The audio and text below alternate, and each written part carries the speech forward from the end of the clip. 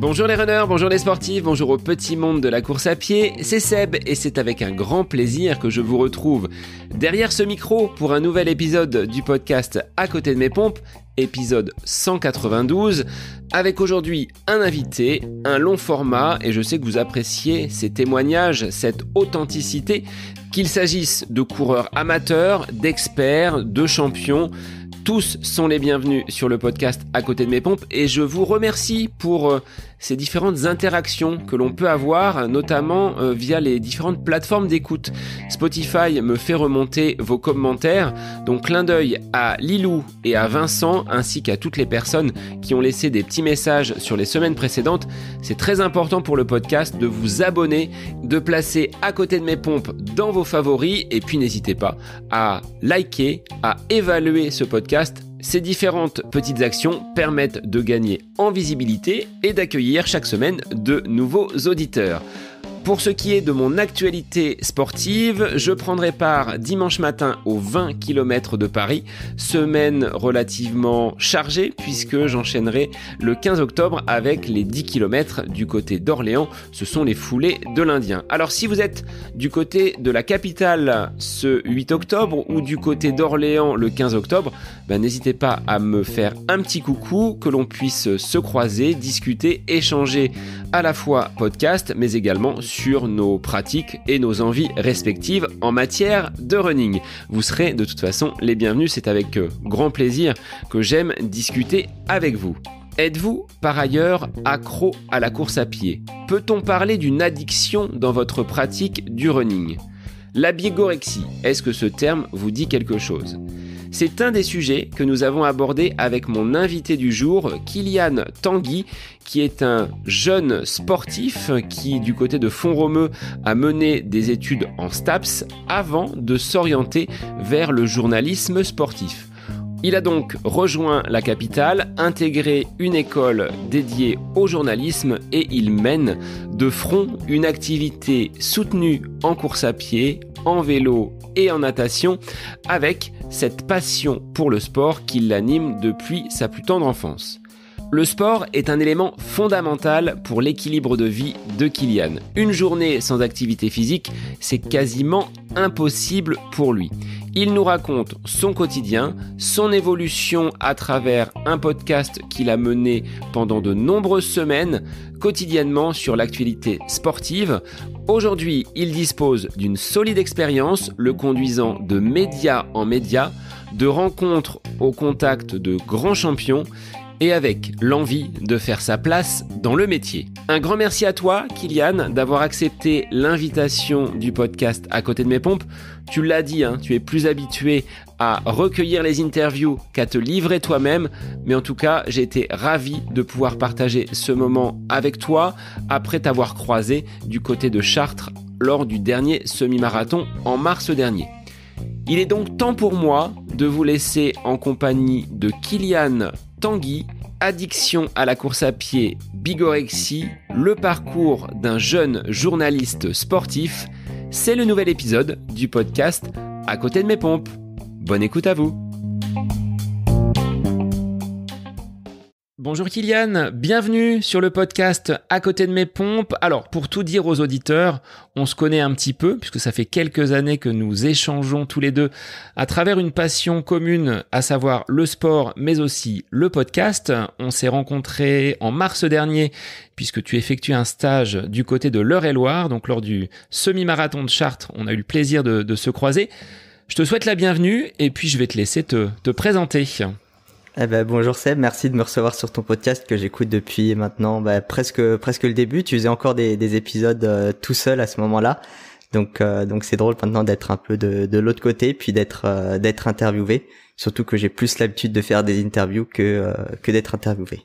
D'où viens-tu, Kylian, et que fais-tu actuellement ? Là, je crois que les vacances touchent à leur fin.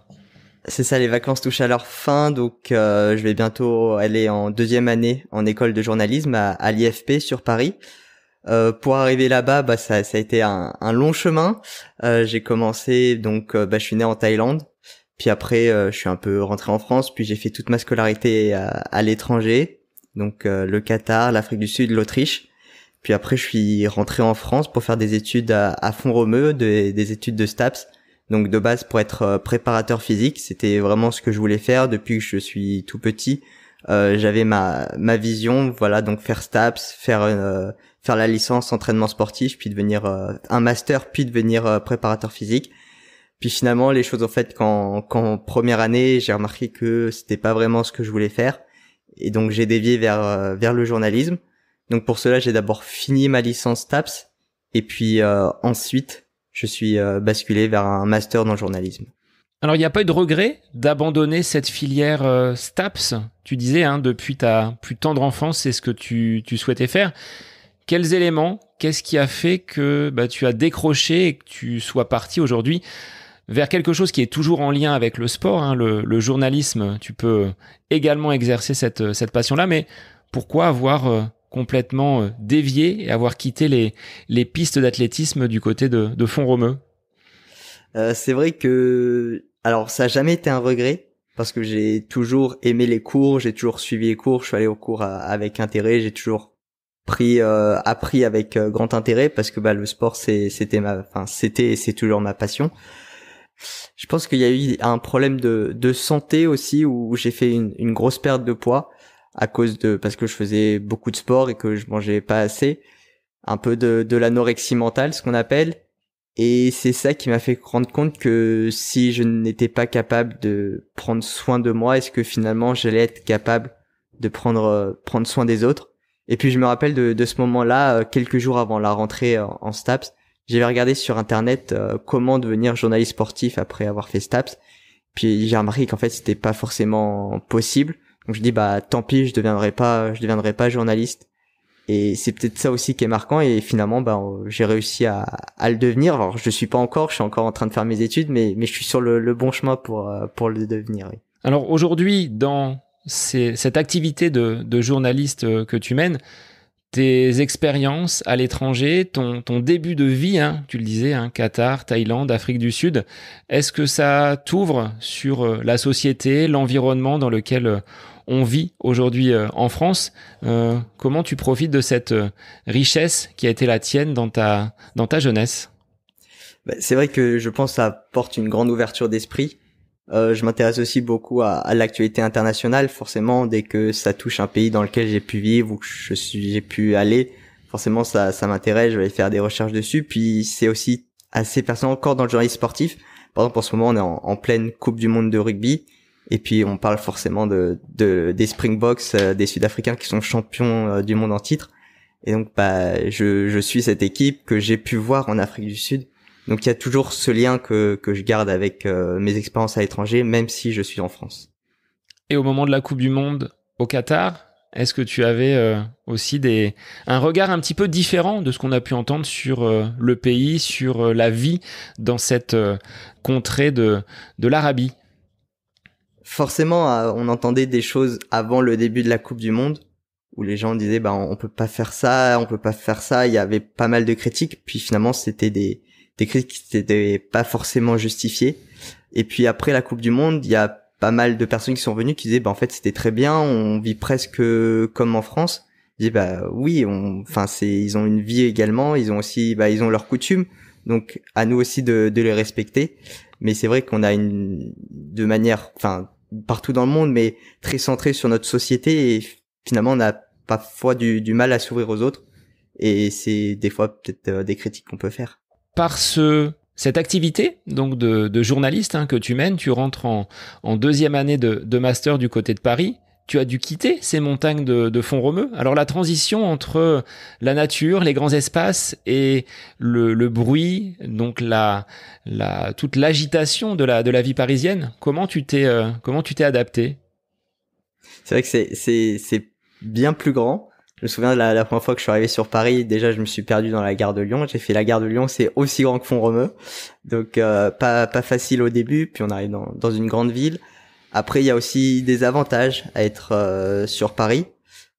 Déjà, il y a plus d'activités. Font-Romeu, c'est une station de ski dans les Pyrénées.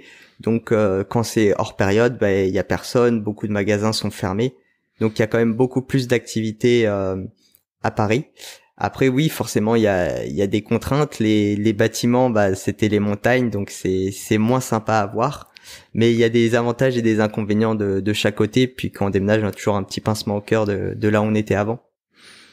Alors je sais que toi qui es un coureur très matinal, moi qui me considère déjà comme un coureur très matinal et aux aurores, je pense que là, on passe encore un niveau parce que tu cours à des heures où la population est encore ensommeillée. Sur Paris, c'est peut-être plus facile, c'est éclairé, donc là, tu as tout loisir et tu as peut-être les boulevards devant toi. J'ai tout loisir, c'est vrai, d'y aller et c'est éclairé partout. C'est vrai que c'est aussi un moment où il y a pas grand monde dans Paris, donc c'est aussi plus facile d'aller courir. Donc j'y vais plutôt vers 5 heures du matin, mais c'est vrai que c'est plus facile d'y aller à ces horaires-là quand il y a aucune voiture et puis il y a pas la pollution non plus, donc c'est presque le meilleur horaire pour y aller. Comment tu as découvert cette pratique de la course à pied? C'était une obligation quand tu étais en licence de STAPS ou c'était une opportunité avec une activité assez simple à pratiquer sans être dépendant d'un gymnase, d'une piscine ou de toute autre installation sportive? En fait, c'est vrai que j'ai toujours fait du sport depuis que je suis tout petit. Avec mes parents, on a beaucoup bougé, on faisait beaucoup d'activités.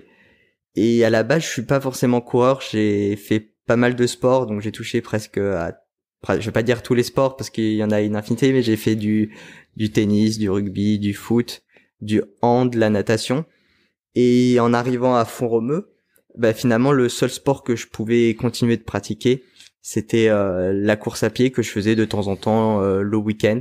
Mais de base, c'était pas du tout mon sport de prédilection et finalement bah, ça l'est devenu par obligation parce que justement je pouvais pas avoir accès à des infrastructures pour pouvoir faire du hand, de la natation, ou c'était plus difficile. Donc finalement la course à pied c'était la pratique la plus simple à faire. Est-ce que tu as pratiqué en compétition ou seulement des entraînements avec une pratique un petit peu loisir, d'entretien en parallèle de ce que tu menais sur ces études de STAPS avec de la natation et de l'haltérophilie? Alors j'ai pas fait beaucoup de compétitions, j'en ai fait quand j'étais plus jeune avant d'arriver à Font-Romeu où parfois il y avait des courses le week-end. Je m'entraînais pas forcément en course à pied, mais quand on fait d'autres sports comme du rugby et du foot, bah finalement on court quand même pas mal. Donc je courais un petit peu le week-end, donc ça permettait de faire quelques courses. En arrivant à Font-Romeu, c'était pas évident de faire des courses non plus parce que c'est un village qui est assez reculé, donc pour trouver des courses, c'était plus difficile. Puis pendant 2 années, on a eu la période Covid, donc là il y avait plus aucune course, donc c'était plus compliqué de faire des courses sur Font-Romeu. Comment tu l'as traversé cette période du Covid en tant qu'étudiant, isolé peut-être du côté de Font-Romeu ou chez tes parents? Ça a été compliqué pour poursuivre des études parce qu'on le verra à côté. Tu avais cette passion du podcast avec un sacré challenge de produire des épisodes chaque jour sur l'actualité sportive. Mais ce Covid, qu'est-ce qu'il t'a apporté et est-ce que ça a impacté ton activité sportive et tes études? Oui, forcément ça a impacté. On avait déjà plus de cours en présentiel, donc tout était en visio, sauf les cours de sport où nous les STAPS on faisait partie de cette liste des personnes comme les sportifs de haut niveau qui avaient le droit de se rendre dans les établissements pour pouvoir pratiquer, donc pas forcément pas lors de la première période en avril 2020, mais lors des deuxième vague, troisième vague, là on avait le droit de se déplacer, mais seulement pour pratiquer. Et puis c'était pareil, les cours on était moins nombreux, on devait porter le masque dès qu'on pratiquait pas, donc forcément il y avait pas mal de restrictions. Mais c'est aussi à cette période que j'ai vraiment commencé à courir parce que forcément je gagnais du temps. On avait des cours des fois 2 à 3-4 heures de cours dans la journée, donc finalement j'avais tout le loisir de pouvoir pratiquer l'activité physique que je voulais. Et c'est là que j'ai commencé à courir de plus en plus et vraiment régulièrement. Alors sur cette pratique, elle était, on va dire, organisée, structurée, avec un plan d'entraînement où tu avais un tour qui était toujours le même avec un chrono à pulvériser ou à descendre à chaque sortie? Non, c'était pas du tout organisé. Je courais, je faisais le même tour. Font-Romeu, c'était pas grand, donc vu qu'on pouvait pas partir dans les montagnes, je me suis amusé à partir. Une fois ou 2 fois, je me suis fait prendre par les gendarmes qui passaient par là et qui m'ont dit que la prochaine fois, ça passerait plus. Donc au bout d'un moment, j'ai continué à faire mon seul tour dans Font-Romeu. Puis vu que c'est tout petit, bah finalement, je faisais toujours le même tour, puis je croisais les mêmes personnes qui promenaient leurs chiens, qui marchaient, et ça me faisait rire de croiser tout le monde et de leur dire bonjour. Puis à chaque fois, ils me posaient la question, alors, t'as fait combien de tours aujourd'hui? Et puis donc c'était sympa à vivre. Mais je crois que tu as même une particularité sur Font-Romeu. Il y a un rond-point où tu as dû tourner, mais des tours et des tours. Tu dois avoir le record du tour du rond-point du côté de Font-Romeu. Oui, j'ai fait quelques vidéos comme ça où je posais mon téléphone puis je faisais le tour du rond-point. Vu qu'il y avait pas de voiture, bah ça m'amusait bien de faire quelques vidéos un peu drôles comme ça. Puis après on m'en redemandait parfois sur d'autres ronds-points, donc j'en faisais d'autres quand je croisais un rond-point et que je savais qu'il y avait pas de voiture pour m'embêter. Donc à l'image d'une tournée des plages, on peut envisager la tournée des ronds-points avec Kylian sur différents spots en France. Ça peut être un challenge. Exactement. Alors, par rapport à cette activité donc pédestre, la course à pied, tu as eu quand même une volonté d'un gros défi sur cette année 2023 avec la préparation d'un marathon. Comment c'est venu? Toi qui, tu le disais, cours régulièrement, mais sans plan d'entraînement, sans objectif particulier, tu avais la volonté de découvrir cette distance mythique, cette distance olympique. Comment tu as cheminé pour gravir ces différentes étapes jusqu'à la ligne d'arrivée de ce marathon du côté de Paris? C'est vrai que j'ai pas forcément eu cette volonté de faire un marathon. C'est qu'un jour je reçois un mail dans ma boîte aux lettres d'un magazine pour lequel je travaille, et avec une marque de course à pied, donc Oka, qui proposait à des journalistes de vivre l'expérience Oka et de pouvoir découvrir des produits, de pouvoir avoir un plan d'entraînement pour justement préparer ce marathon, le marathon de Paris 2023. Donc c'est arrivé début janvier dans ma boîte aux lettres. Donc à ce moment-là, je voulais pas forcément préparer un marathon parce que ma pratique de la course à pied fait que je veux courir tous les jours, je cours tous les jours, et en voulant préparer un marathon, forcément ça demande de devoir faire des sorties longues, de devoir récupérer, parce qu'on peut pas tenir un marathon si on court tous les jours et qu'on fait des sorties longues le dimanche ou le week-end, et qu'après dès le lundi on rattaque. Donc j'ai forcément eu un petit temps de réflexion qui a duré une journée parce que je pouvais pas trop tarder. Puis je me suis dit qu'en fait c'était une opportunité unique de pouvoir avoir un plan d'entraînement et pouvoir avoir son dossard pour le marathon de Paris. Donc j'ai dit go, et puis on était parti dans la machine de ce marathon. Qui était présent dans cette team Oka? Duncan, Péria peut-être était le leader de la team de cette marque. Donc bien souvent on dit c'est la marque aux grosses chaussures. Oui, c'est vrai que c'était le leader. Après, j'ai pas forcément pu le rencontrer, mais j'ai pu l'interviewer justement à cette occasion. Donc une bonne rencontre. On est resté un petit moment à échanger. Et puis il y avait des athlètes qui s'entraînaient pour vraiment faire un chrono. Chacun avait son objectif en fait, et moi mon objectif c'était de le finir. Comment tu as vécu toute cette préparation entre ce mois de janvier jusqu'au mois d'avril, donc date de l'échéance? Est-ce qu'il y a eu des hauts, des bas? Est-ce que tu as réussi à ne pas courir tous les jours, à suivre le plan d'entraînement qui était lancé? Oui, en partie. En partie, je l'ai suivi, surtout sur les temps de course qu'il fallait faire. Qu'il fallait surtout les sorties longues, parce que je pense que c'était important. Sinon, sur les parties qui demandaient plus du fractionné, ça je l'ai moins suivi. C'était pas toujours évident, puisque vu que je vais courir le matin, parfois les fractionnés le matin c'est pas toujours facile à faire. Donc j'ai plus suivi le temps de course qui demandait que l'intensité. Mais finalement c'est passé. Et puis au début j'ai réussi à tenir cette récupération. Et puis en fait sur la fin j'ai remarqué que mon addiction à la course à pied était trop importante et que ces jours de pause je pouvais pas les respecter. Bon là tu as lâché le mot addiction à la course à pied. Le mot addiction. On va y revenir juste après que tu nous dises un petit peu comment tu as vécu cette course, toi qui vis depuis maintenant quelques mois sur l'agglomération parisienne. Est-ce que c'est une grande fête quand tu es du côté des coureurs? Moi je l'ai vécu du côté des spectateurs. Comment tu as justement traversé ces 42 km à travers la capitale? C'était long. C'était long. Non, c'était pas si long que ça. Pour revenir par rapport à la préparation, où l'avantage sur Paris, c'est que quand j'allais courir, les sorties longues, je les faisais donc plutôt en journée, parce que ça permettait d'avoir du monde un peu quand on allait courir sur les quais de Paris, quand j'allais courir sur les quais. Mais quand il a fallu faire des sorties longues de 2h30, on est 2h30 tout seul, et 2h30 tout seul, c'est très très long. On sent un long moment de solitude, et quand c'est fini, on dit pas je suis content, j'ai fini ma sortie, on lâche un enfin. Et on peut rentrer chez soi, on se dit voilà, j'ai réussi à courir 2h30, puis je suis presque prêt maintenant pour faire la distance. Si j'arrive à tenir ce temps-là à l'entraînement, je peux y arriver le jour de la compétition, surtout que le jour de la compétition à Paris, il y a presque du monde tout le temps.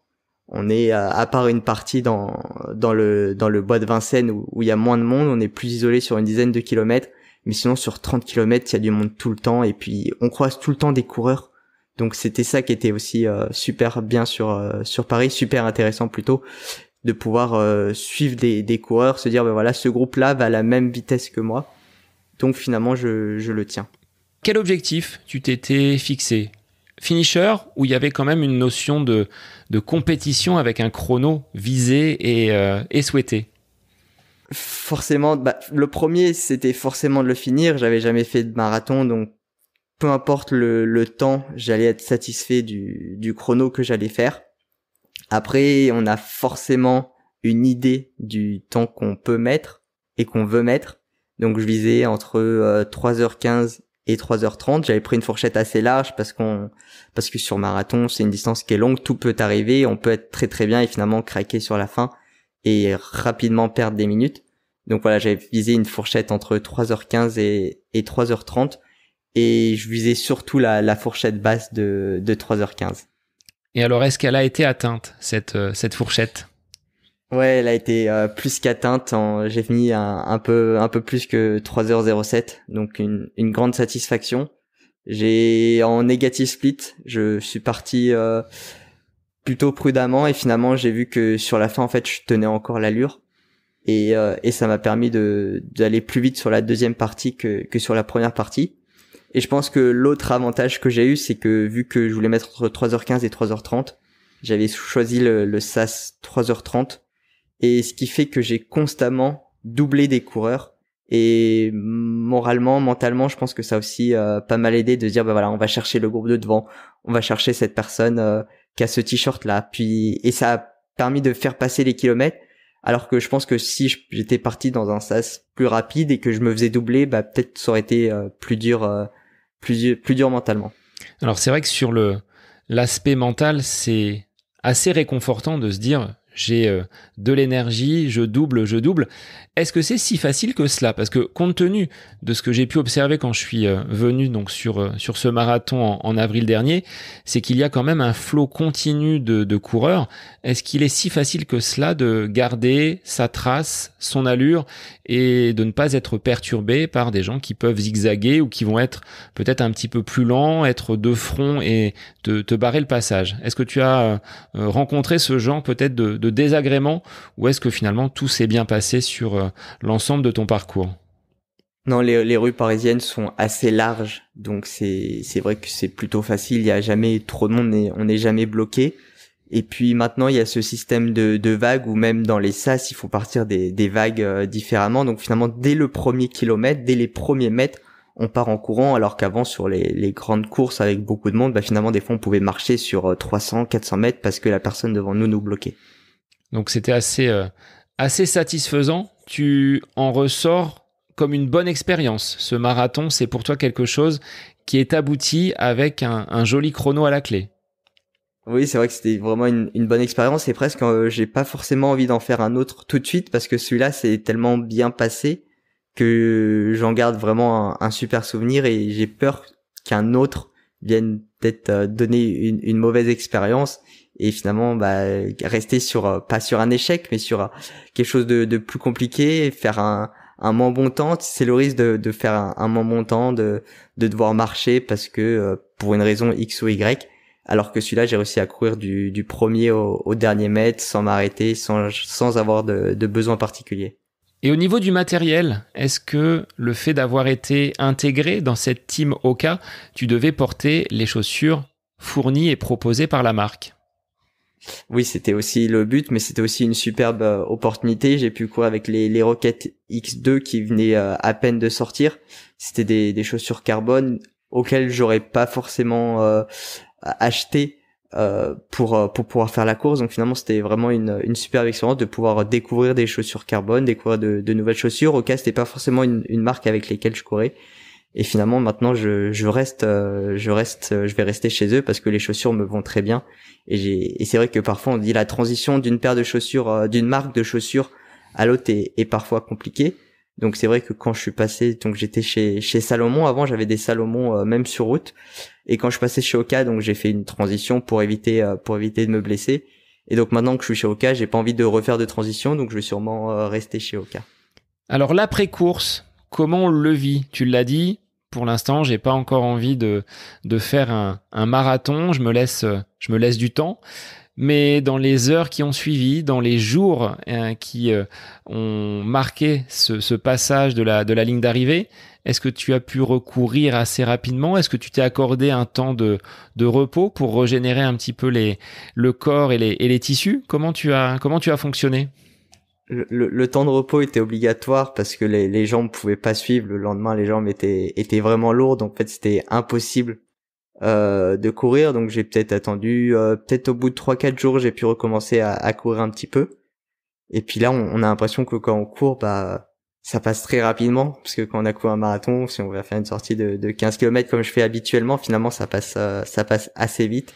Et puis après, on reprend le quotidien et puis presque on reprend le quotidien, donc finalement il n'y a pas vraiment on va dire de coup de blues derrière. On parlait tout à l'heure du mot addiction. Tu penses être addict à la course à pied et au sport plus généralement? En fait, je dirais que plus que je suis addict au sport, c'est vraiment on parle de bigorexie, et oui, j'ai cette addiction au sport où il faut absolument que je fasse du sport dans la journée. Et l'addiction à la course à pied, c'est surtout parce qu'en fait, c'est l'une des activités les plus simples à faire, peu importe où on est, l'heure qu'il est, on peut prendre ses baskets et partir courir.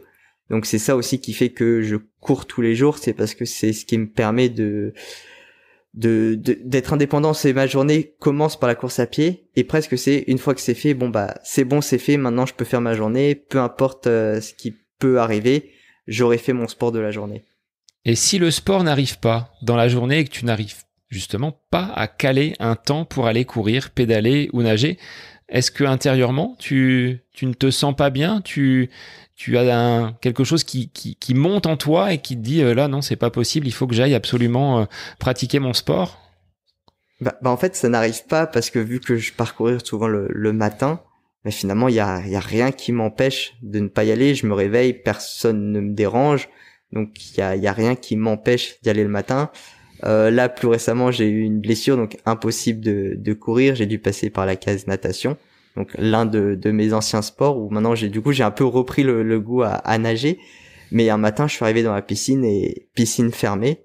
Donc impossible de nager, et toutes les autres piscines ouvraient plus tard où je devais aller travailler. Donc là, un petit coup une petite crise de panique à me dire comment je vais faire, est-ce que je vais pouvoir y aller après, à quelle heure je vais finir. Donc oui, j'étais pas forcément bien toute la journée.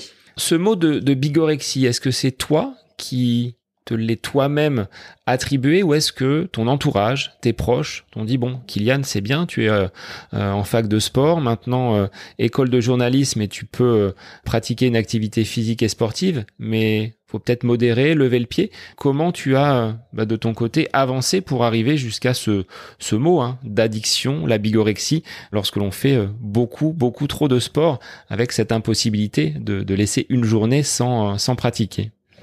C'est vrai qu'au début on se cache un peu la vérité, on veut pas trop y croire.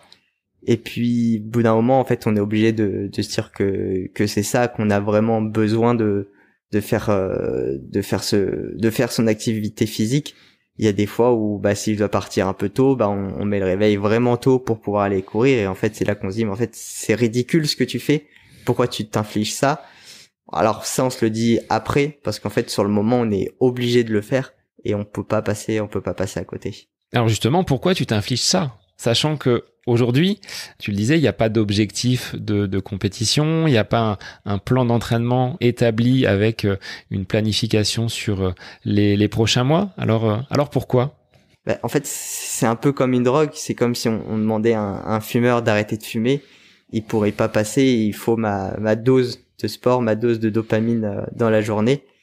Et c'est en fait, c'est presque dur à accepter. Et quand on le vit pas, des fois c'est dur de s'imaginer. On peut dire c'est bon, si tu fais pas du sport aujourd'hui, tu vas faire du sport demain. C'est aussi ce que j'essaye de me dire, mais en fait le jour même, je suis obligé d'aller faire mon heure de sport et en fait on peut pas passer à côté. Est-ce que tu penses avoir besoin d'un accompagnement ou que quelqu'un vienne alors pas te raisonner parce que je dirais que c'est propre à chacun, mais t'accompagner à prendre peut-être un peu de distance et à modérer un petit peu ta pratique? Ça serait l'une des solutions. C'est vrai que j'ai essayé avec quelques personnes. Alors est-ce que c'était pas les bonnes personnes? Est-ce que j'étais pas prêt encore? Est-ce que je pense que je ne suis toujours pas prêt à arrêter.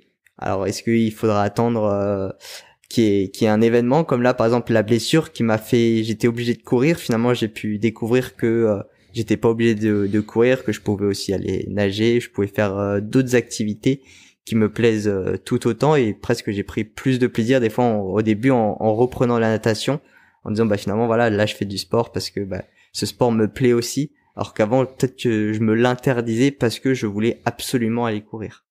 Est-ce qu'il n'y a pas un côté, tu le disais dans la course à pied, robotique? C'est-à-dire que je me lève, je vais courir, j'ai fait mon heure ou mes 15 km, je rentre et là je suis bien. Est-ce que tu y prenais sur cette fin de préparation marathon, avant cette blessure, est-ce que tu y prenais encore autant de plaisir? Puisque tu le dis là, en redécouvrant la natation par le biais de la blessure en course à pied, tu découvres à nouveau un sport et là tu retrouves du plaisir. En fait, c'est devenu une habitude et je me pose pas la question de est-ce qu'aujourd'hui je vais aller courir ou pas. C'est tu te lèves, tu vas courir. Donc finalement, il y avait même pas cette réflexion. Alors il y a des matins, oui, on a un peu moins envie. Parfois, on a moins envie. On s'est couché un peu plus tard la veille, donc c'est un peu plus dur de partir. Mais il y a cette chose dans la course à pied quand tu t'arrêtes ou quand t'as fini ta séance, tu fais ça fait du bien. Et finalement, on a envie de continuer juste pour avoir cette sensation d'après course à pied, de se dire voilà, je me suis fait du bien, j'ai pris plaisir. Oui, c'était dur au début et je l'ai tous les jours cette chose. Pour l'instant, elle est pas partie, donc c'est peut-être ce qui me pousse aussi à continuer. Alors sur Paris, tu as un terrain de jeu mais qui est quasi infini pour les itinéraires. Tu peux dire je pars à droite, je pars à gauche et tu vas découvrir, sachant que tu pars le matin très tôt, la capitale sous un œil différent. Et toi qui ne connaissais pas cette ville avant d'y poser tes bagages pour tes études de journalisme, là c'est un terrain de jeu immense pour toi. C'est vrai que c'est un terrain de jeu immense, mais après on s'amuse pas trop des fois à prendre une petite ruelle parce qu'on sait jamais où ça va aller. On sait jamais trop où on va en ressortir et parfois ça peut être dérangeant. On n'a pas envie de tourner en rond et de dire je suis perdu en pleine sortie, de dire je sais pas où je suis, il faut que je sorte mon téléphone, regarder sur Google Maps. Au début j'étais obligé de le faire parce que je me retrouvais à des endroits, mes premières sorties j'étais obligé de sortir avec Google Maps pour savoir où j'étais, où j'allais et comment rentrer à la maison. Et finalement une fois qu'on a ces quelques parcours, on reste un peu sur le même. Lors de ma préparation marathon, vu que parfois fallait aller courir les 2h, 2h30, là on s'amusait un petit peu plus à découvrir des nouveaux endroits parce que ça évitait de tourner en rond dans son quartier. Quels seraient tes spots préférés du côté de Paris, les lieux un petit peu majeurs dans lesquels tu aimes bien aller tourner et à promener tes chaussures? Les quais de Seine. Les quais de Seine, c'est assez agréable. Après, il y a certains endroits qui sont un peu moins éclairés. Mais sinon, après, ça dépend forcément de l'endroit dans Paris. Mais beaucoup vont aller au bois de Vincennes parce que c'est là où il n'y a pas de voiture. Moi, le matin, vu qu'il y a des voitures nulle part, c'est pas forcément l'endroit où je vais parce qu'en plus, c'est vite monotone. C'est vrai que je préfère aller dans les rues. Donc, pourquoi pas passer devant la Tour Eiffel, c'est toujours impressionnant impressionnant de la voir. Puis même la rue des Champs-Élysées le matin quand c'est vide et pouvoir courir sur les pavés, c'est toujours assez impressionnant de pouvoir voir l'Arc de Triomphe au fond des Champs-Élysées. Est-ce que tu as eu des rencontres un petit peu cocasses de personnes qui n'auraient peut-être pas fini leur nuit et qui rentrent au beau matin? Oui, c'est quand même assez fréquent. Souvent les vendredis matins, samedi matin et puis dimanche matin, on peut croiser des gens qui n'ont pas encore dormi et alors que moi j'ai déjà entamé ma journée. Alors toutes ces sorties, Kylian, est-ce que tu les consignes dans des tableaux, dans des endroits où on va avoir des statistiques semaine après semaine? Est-ce que tu es quelqu'un qui utilise Strava à fond, par exemple? J'utilise pas mal Strava. Après, à part Strava, j'ai pas forcément d'autres endroits parce que vu que j'ai pas forcément d'objectif de compétition, je fais souvent une sortie entre 1h et 1h05, ce qui me convient totalement et par rapport à quand j'appelle ma dose, c'est ce qu'il me faut dans la journée. Donc finalement, c'est ce dont j'ai besoin, c'est ce que je fais, donc ça fait toujours à peu près la même distance. Et donc c'est pour ça que je vais plus sur Strava pour voir un petit peu le parcours que ça fait ou voir si je peux aller plus vite sur certaines sections parce que je fais un peu tout à la sensation. Mais sinon non, j'ai pas de classeur Excel comme certains pourraient faire pour tout noter. Si un jour Strava ferme, j'aurai plus rien pour savoir ce que j'ai fait tel jour. Cette blessure, elle intervient avec une recherche de performance sur un segment Strava justement. Exactement, un matin, je regardais un petit peu les segments qu'il y avait autour de chez moi, puis j'ai voulu faire un échauffement un peu plus lent que d'habitude, où des fois je vais à une vitesse, là je suis allé un peu plus lentement, puis j'ai accéléré sur cette section. Et puis forcément j'ai pas eu le com sur Strava parce que certains utilisent des trottinettes électriques peut-être pour utiliser les coms, donc c'est plus dur d'y aller. Et puis après, quelques jours après, il y a eu une petite douleur au niveau du haut de la cuisse. Est-ce que c'était l'adducteur? Est-ce que c'était le haut de la cuisse? Je sais pas trop. J'ai pas fait d'examen derrière. Mais une petite douleur. Mais comme d'habitude, j'ai continué à y courir derrière parce que parfois j'ai des douleurs comme ça qui arrivent. Puis au bout de 2-3 jours, elles passent. Et là, au bout d'une semaine, elle était toujours là. Et puis un dimanche, en fait, je pouvais plus courir après ma sortie. Pendant ma sortie, obligé de m'arrêter. Obligé de boiter et puis à la fin de la sortie impossible de poser le pied au sol. Alors là, comment tu l'as vécu? Parce que tu t'es dit, si je peux pas poser le pied au sol, on est dimanche, comment je vais faire lundi? Quelle a été finalement les pensées qui ont traversé ton esprit? Déjà, j'ai prié très très fort pour pouvoir que ça aille le mieux le plus vite possible. La nuit a été un peu compliqué à réfléchir justement comment faire pour pouvoir courir à nouveau. Pas courir à nouveau, mais justement faire du sport. Comment faire pour trouver une activité physique. Donc une nuit qui a été très très longue avec peu d'heures de sommeil et puis forcément il y avait plus qu'une seule solution, c'était prendre son sac de piscine, son maillot de bain, son bonnet et ses lunettes et puis aller voir les horaires et puis aller nager. Aujourd'hui, la blessure elle est presque estompé puisque tu peux recourir de nouveau. Est-ce que tu envisages des activités un petit peu croisées, type duathlon, swimrun, triathlon peut-être, et de ne plus rester focalisé uniquement sur la course à pied? C'est vrai que maintenant, je le dis maintenant, mais j'espère que je vais réussir à le tenir, faire moins de course à pied, intégrer un petit peu plus de natation. Parce que j'ai remarqué qu'en fait j'aimais tout le temps ce sport, donc je vais continuer avec cette activité course à pied natation. Et je viens d'avoir un vélo pour mon anniversaire, donc je vais pouvoir essayer de pouvoir faire quelques sorties, découvrir les extérieurs, les autour de Paris, pas forcément maintenant dans la capitale, mais aller voir ce qu'on appelle un peu la banlieue parisienne pour s'amuser un petit peu à vélo et pourquoi pas faire un triathlon. Ça peut être un bon objectif pour pouvoir justement ne pas faire que de la course à pied, mais garder ses activités course à pied, natation. Vélo, natation, pardon.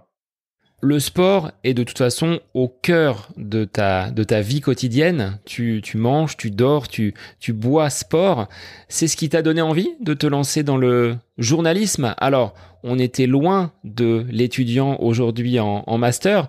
Tu avais commencé par un podcast qui proposait chaque jour des épisodes en lien avec l'actualité sportive. Tu l'avais agrémenté par des interviews. Est-ce que tu peux évoquer aux auditeurs comment tu as évolué et cheminé dans ce projet podcast et nous dire ce qu'il en est aujourd'hui? Ce qu'il en est aujourd'hui. Alors, des podcasts aujourd'hui, c'est tout mon quotidien. J'écoute beaucoup de podcasts, plus de podcasts que de musique parce que j'apprends en écoutant les autres. Donc, quand je vais courir, c'est podcasts dans les oreilles. Peu importe ce que je fais, il y aura des podcasts dans mes oreilles. Et le podcast est arrivé un jour où mon père m'a envoyé un épisode de podcast d'Hermano sur le triathlon. Puis j'ai écouté, ça m'a plu, alors j'ai écouté les autres épisodes. Et puis au fur et à mesure, la musique a pris de moins en moins de place, ça a été remplacé par les podcasts. Et puis en écoutant, forcément, on a envie de s'y mettre. Et puis on goûte à un épisode. J'ai commencé à faire après des épisodes quotidiens justement sur les actualités sportives parce que le journalisme c'est là où je voulais aller. Donc finalement ça m'a fait un premier pied dans le métier. Et puis après on est parti. J'ai voulu évoluer en faisant des interviews puis des épisodes un peu plus thématiques où je parlais tout seul. Parmi ces interviews, lesquelles ont été les plus marquantes dans ce projet podcast naissant? Quelle personne, quel athlète tu as vraiment aimé rencontrer, interviewer et échanger? Je pense que la figure la plus marquante, ça reste Jean-Pierre Papin, que j'ai eu l'opportunité d'aller interviewer chez lui. Donc c'est vraiment une grande opportunité. Je pensais pas pouvoir avoir accès à ces personnes-là. Et puis il y a des fois des personnes un peu plus moins marquantes, des personnes comme toi et moi qui peuvent être interrogés, qui sont tout aussi intéressantes à écouter. Et c'est aussi très intéressant parce qu'ils ont pas le même parcours que ces sportifs professionnels, mais c'est tout aussi intéressant parce que il y a un côté vie privée à côté qu'il faut gérer à côté de son activité sportive qui est intéressant à analyser. Est-ce que par ce podcast, des portes se sont ouvertes à toi sur des grands événements? On peut penser au marathon de Paris, comme on évoquait tout à l'heure, l'Ironman de Nice, où tu étais présent, donc là peut-être avec ton accréditation de journaliste, mais à l'époque, quand tu étais jeune podcasteur, tu es encore très jeune aujourd'hui, est-ce qu'il y a des portes qui ont été ouvertes plus facilement parce que tu réalisais des épisodes et tu étais en contact avec des organisateurs peut-être de courses? Pas forcément le podcast qui m'a permis d'avoir accès à des événements, mais je pense que le podcast m'a peut-être permis d'intégrer dans cette école de journalisme dans laquelle je suis aujourd'hui. Et cette école me permet justement d'avoir des stages, et lors de ces stages, je peux avoir accès à des événements, donc indirectement, ils m'ont permis d'avoir accès à ces événements. Mais en tant que podcast, simplement, j'en ai jamais fait la demande non plus. Donc non, il m'avait pas permis d'aller sur des événements. Pour toi, le métier de journaliste, ça consiste en quoi? Quelle définition tu pourrais donner de ton activité? Comment tu le perçois? Comment je le perçois, c'est pas évident à définir. C'est vrai que dans la société, il y a un peu cette peur des journalistes. Et puis le journalisme de sport, comme je le pratique, ça reste un autre domaine que le journalisme politique, économique ou tout autre. On est parfois vu comme différent, un peu inférieur, on va dire, qu'aux autres journalistes. Alors c'est pas forcément facile à traiter, mais l'avantage c'est que le sport, c'est que ça reste un milieu où les gens prennent du plaisir à écouter quand ils veulent suivre leur équipe. On annonce souvent, alors des fois des mauvaises nouvelles, mais quand c'est des mauvaises nouvelles, c'est pas des mauvaises nouvelles qui sont dramatiques. Donc ça reste plaisant à faire, et c'est vrai que le milieu du journalisme sportif, il y a quand même une bonne ambiance et souvent des sujets qui sont plus gais que d'autres sujets plus dramatiques comme on peut en avoir en ce moment. Tu écris également, tu publies des articles dans une presse spécialisée, donc en lien avec le sport. Comment tu arrives à décrocher ces articles? Est-ce qu'on te les soumet? Est-ce que c'est toi qui en fais la demande? comment fonctionnent ces rédactions autour des magazines. On l'avait dit avec Nicolas Gardon qui était à l'époque le rédacteur en chef de Jogging International. C'est une presse qui est un petit peu en perte de vitesse. Est-ce que ce monde va se digitaliser? Mais à ton niveau, comment tu arrives à aller capter ces sujets d'articles? Alors c'est donc le groupe avec lequel tu parles, donc c'est Outdoor Edition, qu'on Trail Endurance, VO2 qui s'appelle maintenant Forest, et Trimag, donc spécialisé dans le triathlon. C'est grâce à eux que j'ai pu intégrer le journalisme. Un jour, j'ai envoyé un article justement sur Font-Romeu, le trail à Font-Romeu, donc à Trail Endurance, avec Fred Bousseau, donc qui était le rédacteur en chef web à l'époque, et qui m'a dit que le sujet ne l'intéressait pas forcément, il voyait pas forcément l'intérêt, mais qui m'a tendu une perche et qui m'a dit si tu veux, je peux t'envoyer des sujets avec les contacts, et puis tu peux essayer de faire un article. Puis ça a commencé avec un article, puis au début il y en avait un tous les 2 mois, puis après on est passé à un par mois, puis où il y en avait de plus en plus. Donc c'est grâce à eux et grâce à Fred Bousseau que j'ai pu rentrer dans le journalisme. Et puis maintenant, c'est toujours pareil, quand ils ont besoin de quelqu'un pour faire un article, parce qu'ils ont toujours besoin de personnes, parce qu'on peut pas l'écrire à quelques mains, il faut toujours des personnes extérieures. C'est ils me contactent pour pouvoir faire des articles. Quelle est ta méthodologie de travail? Est-ce qu'il y a un gros travail d'enquête, de sourcing pour aller chercher les informations, chercher les références? Un article, ça te demande combien de temps? Ça dépend le sujet. Et maintenant je travaille avec eux, mais je travaille aussi avec d'autres médias comme Dico du sport, ou qui sont plus multisport. Donc il y a différents types d'articles. Il y a des interviews qui prennent forcément pas mal de temps, parce qu'il faut aller faire des recherches sur les personnes, trouver les questions. Et puis j'ai envie de dire, une bonne interview, c'est presque une interview où on va pas dire on connaît les réponses, mais on arrive à maîtriser son interlocuteur. On sait quelles questions il va poser, et puis il faut savoir écouter la personne pour pouvoir rebondir sur les choses, enfin sur les réponses qu'il nous donne. Et puis il y a ces articles par exemple avec Dico du sport où il faut suivre des matchs en direct. Donc là il y a un peu de préparation pour savoir par exemple ce qui s'est passé avec lors des matchs précédents, la position de l'équipe, les joueurs qui jouent à l'intérieur de ces équipes-là. Et puis après sinon il faut juste suivre la rencontre. Donc là on est plus passif, on est totalement passif à prendre des notes et après à rédiger l'article, et puis voir si après il faut faire une interview derrière avec certains acteurs de la rencontre. Est-ce que tu as eu un contact avec des grands champions, des athlètes de très très haut niveau sur ces derniers mois qui t'ont donné envie d'aller encore plus loin et de persévérer dans cette voie? Là en tête, j'ai pas forcément de grands champions en tête. J'ai pu avoir là récemment, j'étais au championnat donc du monde Ironman à Nice avec Sam Ledlow qui a été le premier français champion du monde Ironman. J'avais eu l'opportunité de l'interviewer auparavant, c'était un peu la première fois que je l'ai rencontré. Après il y avait beaucoup de monde, donc j'ai pas pu forcément échanger avec lui, mais pouvoir suivre sa course et puis être au plus proche, être derrière la ligne d'arrivée, être dans la zone média derrière, c'est vrai que ça donne envie de pouvoir continuer derrière. Alors moi, je pensais à une rencontre avec le président du comité olympique, Tony Estanguet, que tu as pu croiser. Je pense que c'est aussi quelqu'un de marquant, même si c'est sur un sport que je ne maîtrise pas. En termes d'aura et de personnalité, ça doit être quand même impressionnant de rencontrer ce type de personne. C'est vrai qu'en fait des fois on pense pas, c'est qu'on fait tellement d'événements qu'on peut pas tout avoir en tête. Et c'est vrai que j'ai pu rencontrer Tony Estanguet, c'était au test event de triathlon, donc pas forcément un moment facile non plus pour lui, parce que il venait de faire face avec 2 échecs avec la natation qui n'avait pas pu être faite lors du triathlon qui était devenu un duathlon. Donc j'avais pu l'interviewer justement sur ce sujet, comment le comité d'organisation s'adaptait face à ces imprévus. Puis c'est vrai que c'est toujours impressionnant d'avoir cet ancien athlète devenu quand même directeur du plus grand événement de l'année prochaine en face de soi.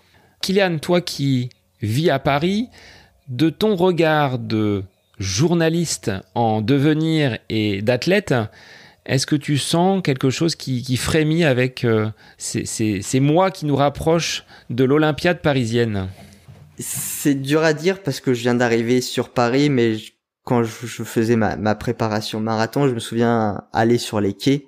Et puis là, le samedi, dimanche, il y a toujours ces blindés, des gens qui courent, des gens qui font du vélo. Il y a des activités physiques avec des préparateurs, des coachs qui sont aux côtés de personnes. Il y a des groupes de coureurs.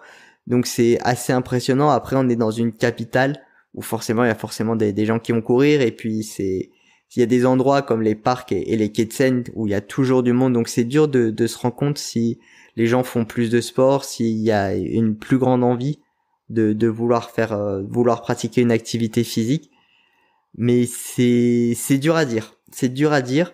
J'espère que ces JO vont permettre de donner envie aux gens de faire du sport, parce que j'ai aussi en plus d'avoir ce regard de journaliste, j'ai ce regard d'éducateur sportif grâce à mon passage en STAPS, et on a pu voir tous les bénéfices de pouvoir faire du sport lors de mon cursus universitaire.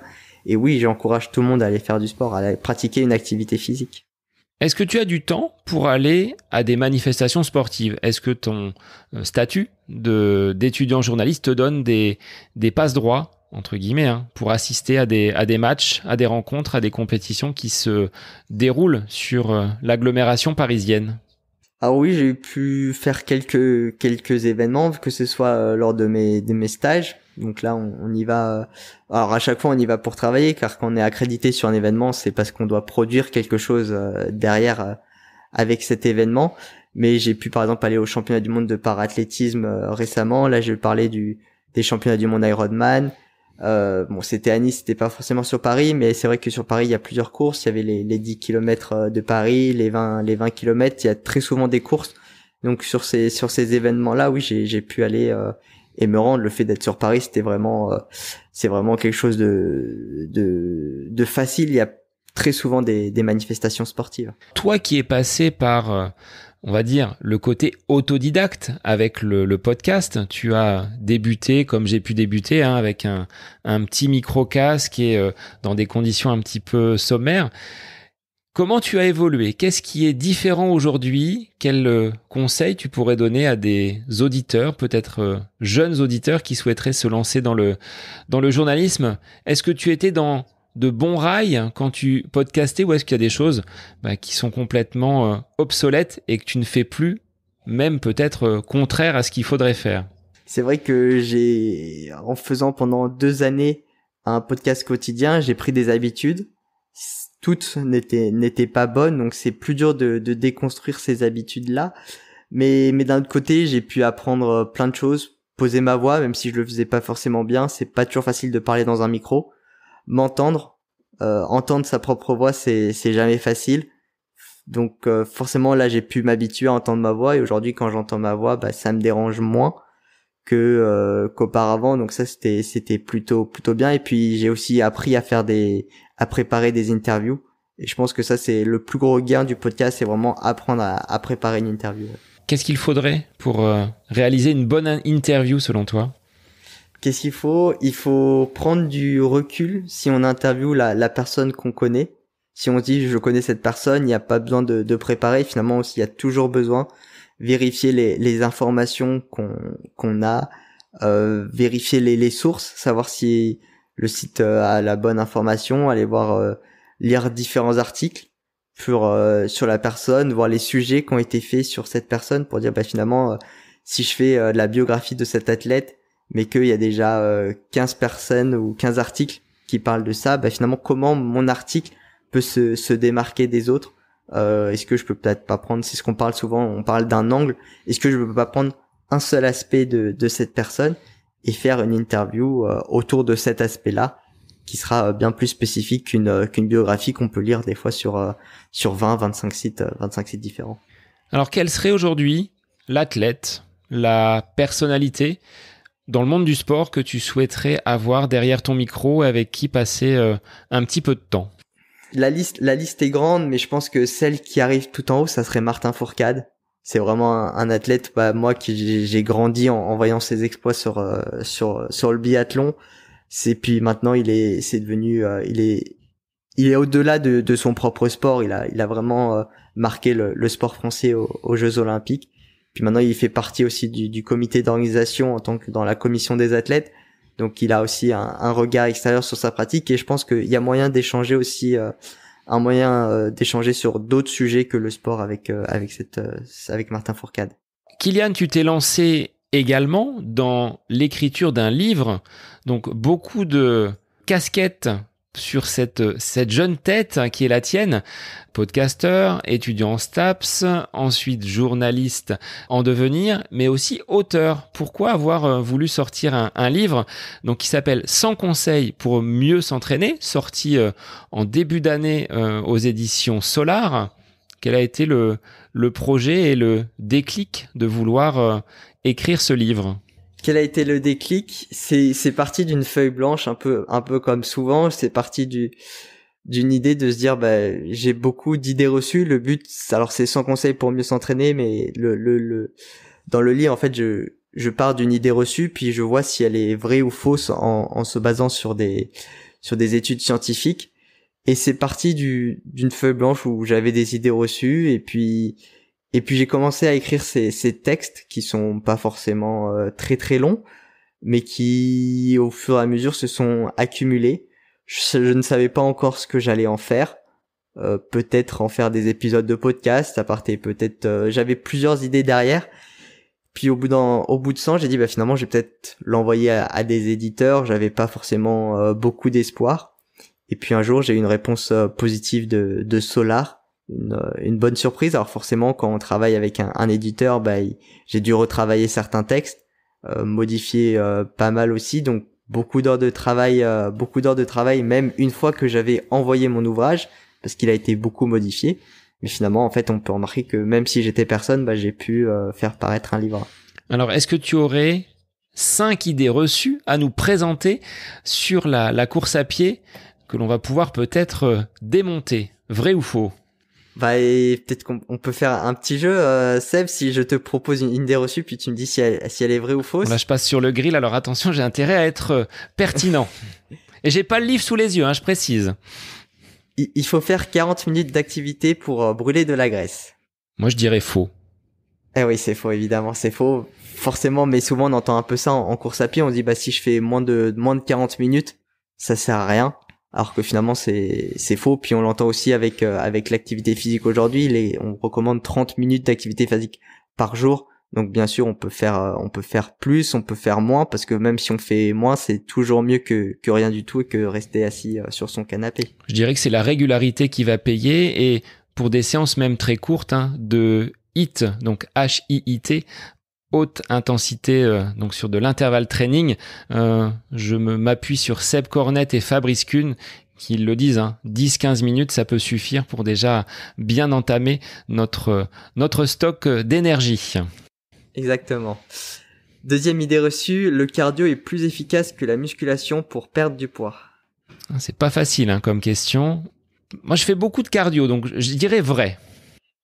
Oui, c'est vrai. Alors oui, c'est vrai, parce que forcément on va travailler le cœur, donc c'est ce qui va permettre de brûler le plus de calories. Mais après, la musculation est aussi très importante pour avoir un bon complément, et c'est pas toi qui vas dire le contraire, parce que tu as eu plusieurs entraîneurs qui t'ont dit que justement fallait associer un peu la musculation avec la course à pied. Et on aura prochainement un invité qui va sortir un livre autour du renforcement musculaire et de la course à pied, et on viendra valider et enfoncer encore quelques portes ouvertes, même si les coureurs, il est difficile de leur faire du renforcement musculaire. Et peut-être une autre, 10 minutes de corde à sauter correspondent à 30 minutes de course à pied. Alors je serais tenté de dire vrai, même si pour moi je garderai les 30 minutes de course à pied. La corde à sauter, c'est pas parce que je suis un garçon, mais j'ai jamais apprécié ça, a tendance à muser très rapidement les mollets. C'est faux. Alors c'est vrai que forcément quand on court et quand on fait de la corde à sauter, ça n'a rien à voir, ça dépend de quoi on parle, mais en termes de mouvement biomécanique, c'est pas du tout le même mouvement. Donc c'est vrai que 30 minutes de course à pied, ça remplacera 10 minutes de corde à sauter ne remplacera jamais 30 minutes de course à pied, mais tout dépend aussi de l'objectif, si on veut juste se dépenser ou par exemple si on veut préparer une course. Donc voilà un petit panel de propositions que l'on retrouve dans le livre. C'est assez ludique, ça se lit relativement bien et ça peut être une idée cadeau pour des personnes qui sont amateurs de sport. On peut vraiment aller apprendre beaucoup de choses et tu as donc tout sourcé, c'est-à-dire que c'est pas basé sur la croyance populaire, on vient démonter un peu ces idées reçues et c'est disponible donc aux éditions Solar. Kylian, quelle sera ton actualité dans les prochaines semaines, dans les prochains mois ? Eh ben là, on est dans la première quinzaine de septembre, donc il va y avoir ma rentrée dans quelques jours maintenant. Je sais pas trop, je vais avoir des stages à faire, mais je sais pas trop encore comment ça va se passer, quelle période exactement. Donc on va reprendre les cours, c'est ma dernière année de cours, donc aussi en profiter avant de rentrer dans le monde du travail, même si j'ai quand même hâte de rentrer dans le monde du travail. J'ai pas beaucoup de vision, mais j'espère pouvoir peut-être faire un triathlon du niveau sportif et puis avoir d'autres stages et puis pourquoi pas avoir mes premières piges dans certains médias. Et au-delà de cette année, là, c'est le saut dans le grand bain, comme tu l'as dit, la vie professionnelle, plutôt média audio, c'est vers cela que tu te destines plus que la presse écrite ou la télévision. Plus que la presse écrite et la télévision, pour l'instant la radio c'est vraiment ce qui m'intéresse le plus. Maintenant après tous les médias c'est ce qu'on appelle plurimédia, donc même la presse écrite, ils ont de la presse en ligne, ils font de la vidéo, ils font aussi maintenant des podcasts, donc il y a aussi cet aspect audio. Donc tous les médias je vais pas dire se ressemblent, mais ils proposent tous les mêmes contenus. Même la télévision, ils ont maintenant du web, donc c'est de la presse écrite. Donc il faut savoir tout faire. Il faut savoir tout faire, même si on a quand même une dominante. Et j'aimerais avoir cette dominante radio. Alors quand tu pars en interview, je t'ai pas demandé comment tu procèdes. Tu as ton propre enregistreur, tu vas capter des sons. Après c'est toi-même qui fais le montage. Tu passes par un studio. Comment va transiter le son de l'interview que tu récupères vers les oreilles des auditeurs de cette radio ? Exactement, il faut d'abord avoir un micro, donc souvent le récupère au niveau des rédactions. On peut avoir le sien, mais les rédactions peuvent en fournir. Une fois qu'on a récupéré le son, on le met sur son ordinateur, puis là vient le montage. Donc toute la partie cachée de ce que c'est parfois beaucoup de travail en fonction de ce que l'on a. Et puis une fois que c'est monté, on a aussi des contraintes de temps. Des fois, parce que c'est très timé, donc parfois on doit pas dépasser 1 minute. Et quand on te dit 1 minute, c'est pas 1 minute 01 ou 1 minute 02, parce que si tout le monde dépasse de 1 ou 2 secondes, à la fin de la journée, ça fait presque 5 minutes de plus. Donc on peut pas sortir des cadres qu'on nous donne. Donc si c'est 1 minute, on doit respecter cette minute-là. Et puis une fois que tout est bon, ça doit être écouté par les chefs qui valident le sujet. Et à ce moment-là, ça peut partir dans l'oreille des auditeurs. Alors moi, j'avais une dernière question, Kylian, la traditionnelle du podcast À côté de mes pompes. Est-ce que tu peux me donner un moment où tu te trouves complètement à côté de tes pompes, en dehors de toute activité sportive ? Qu'est-ce que tu aimes faire ? Est-ce que c'est possible dans ton agenda ou dans ta journée de trouver un moment où tu ne penses pas de près ou de loin au sport ? C'est pas évident de trouver ces moments-là parce que tout tourne autour du sport. Même je pensais, parce que je connais le podcast, donc je m'attendais à cette question. J'allais parler de livres et des lectures, mais c'est pareil, ces lectures-là tournent autour du sport. Donc pas forcément de moments à côté de mes pompes. Puis peut-être que maintenant, vu que je suis passé dans la natation, le moment à côté de mes pompes, c'est quand j'ai des lunettes et un bonnet et un maillot de bain sur moi. On troque les pompes pour des palmes. Bon, c'est pas les mêmes chaussures, mais ça peut le faire. C'est moins facile pour courir. Exactement. Merci Kylian de nous avoir apporté donc ton éclairage sur ton parcours. D'abord étudiant en STAPS, maintenant donc aux portes du métier de journalisme avec une grosse dose de sport tous les jours. Merci à toi de t'être livré sur cet épisode du podcast À côté de mes pompes. Merci à toi Seb. Et pour les auditeurs, je vous retrouve la semaine prochaine pour un nouvel épisode du podcast À côté de mes pompes. Bonne semaine à vous.